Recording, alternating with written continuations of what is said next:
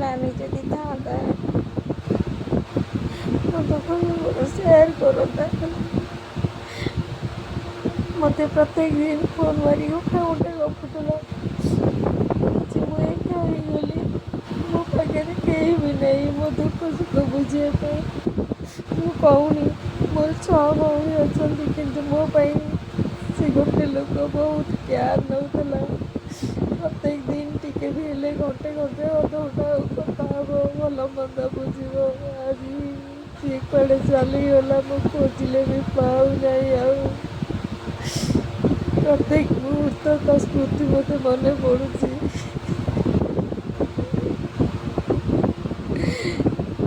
ମାନେ ସେ ଦୁନିଆ, ସାରା ଦୁନିଆ ତାକୁ ବହୁତ ଭଲ ପାଉଥିଲେ ବୋଲି ସେ ମଲା ପରେ ଆମେ ଜାଣୁଛୁ।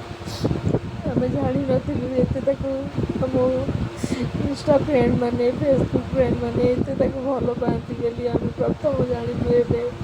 ସେ ଜିଇଥିଲା ବେଳେ ତାକୁ ଏତେ କିଏ ଭଲ ପାଉଥିଲା ବୋଲି ଆମେ ଜାଣିନଥିଲୁ।